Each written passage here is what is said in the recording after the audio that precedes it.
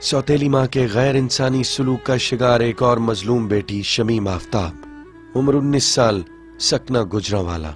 शमीम पर क्या बिप्तान पड़ी और बाप की बेटी से लाताल्लुकी ने क्या गुल खिलाए, जरा सुनिएगा। मैंने मैट्रिक किया है। आगे पढ़ने को दिल नहीं चाहा, पढ़ाया नहीं है? मैं 3 साल की थी, भाई मेरा 5 साढ़े 5 साल के थे, तो मेरे अब्बू ने मेरी अम्मी को तलाक दे दी और मेरे अब्बू ने दूसरी शादी कर ली।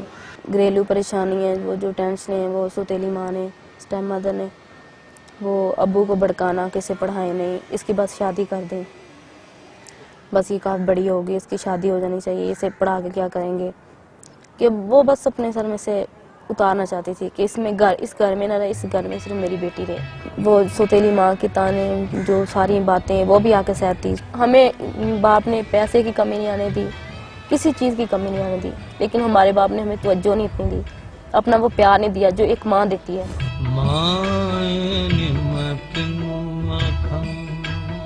माँ का क्या, उन्होंने बाप का भी नहीं प्यार दिया। नहीं, कभी उन्होंने ख्याल नहीं किया कि कभी ख्याल, घर में आते थे हमें पता नहीं चलता था हमारा बाप कब आया और कब गया। शिकवा करती थी आप कभी उनसे? नहीं। क्यों? बेटी हैं आप। बस इतना टाइम नहीं वो देते थे कि मैं उनसे शिकवा कर सकूं।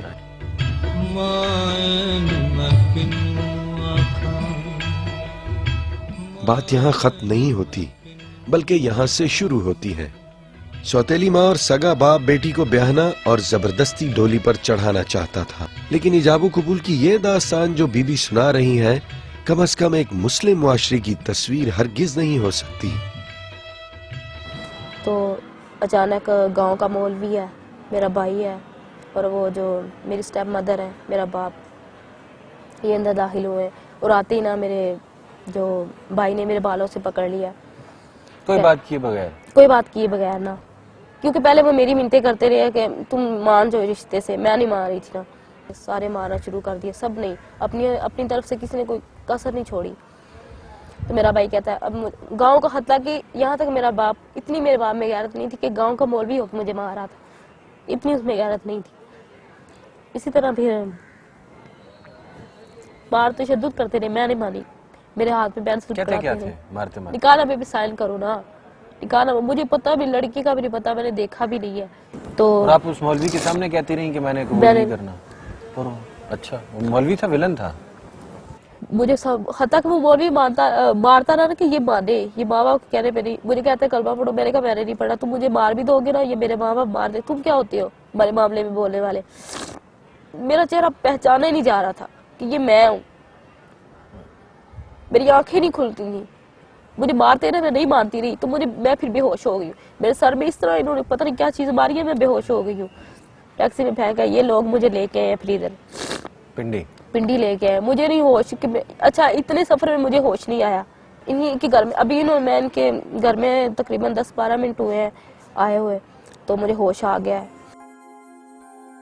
शमीम आफ्ताब ने जबरदस्ती का निकाह ठुकरा दिया, लेकिन इसकी जान खलासी हरगिज नहीं हुई और बिन निकाही लड़की को गुजरांवाला से बेहोशी के आलम में रावलपिंडी रुखसत कर दिया गया, जहां एक और मार्का शमीम का मुंतजिर था। मैं डॉक्टर वगैरह को बुलवाया और डॉक्टर ने कहा ये लड़की आप कहाँ से लेके आए ना।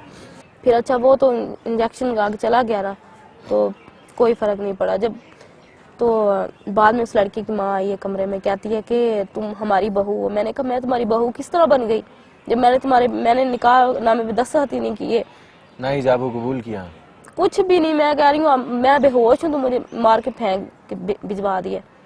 उसी दिन फिर उन्होंने मेरे पाँव में जंजीर डाल दी ना।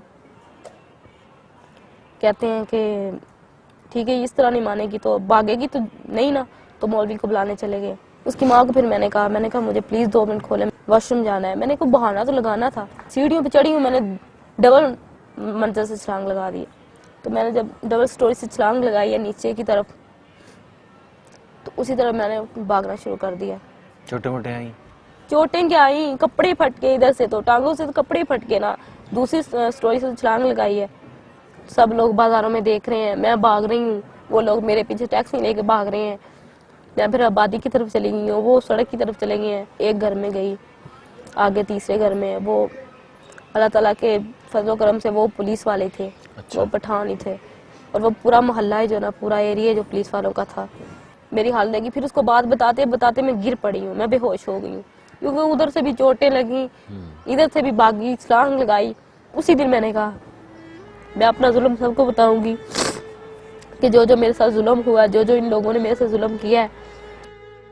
گجرانوالہ کی شمیم آفتاب نے ظلم و ستم کی جو داستان سنائی اس کے کئی تاریک پہلو ہیں, لیکن باپ جو بیٹی کے سر پر سایہ ہوا کرتا ہے, آج یہ بیٹی اسی سے دکھی ہو گئی ہے.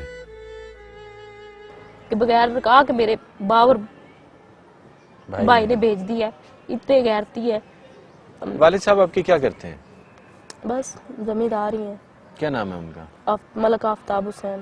گجرانوالہ شہر میں رہتے ہیں؟ نہیں, گاؤں میں کلیر اونچا میں رہتے ہیں. آپ کے ساتھ اس لیے ہوا کہ آپ بیٹی تھی؟ بالکل. کس سے شکوہ ہے؟ کس سے کروں, مجھے تو سب لوگوں سے شکوہ ہے.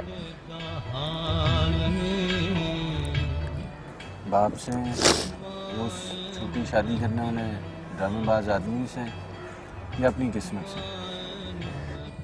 اصل میں مجھے اپنی قسمت سے شکوہ ہے. قسمت سے تو نہیں کرتے مجھ سے, کیونکہ شروع سے ہی میری قسمت اس طرح کی تھی. پیدا ہوئی تو ماں کا پیار نہیں ملا, پھر باپ کا نہیں ملا, بھائی بہن کی توجہ نہیں ملی, ماں باپ کی توجہ نہیں ملی, اور ابھی. اور یہ آپ سمجھتی ہیں کہ آپ کو صرف بیٹی ہونے کی سزا ملی؟ بالکل.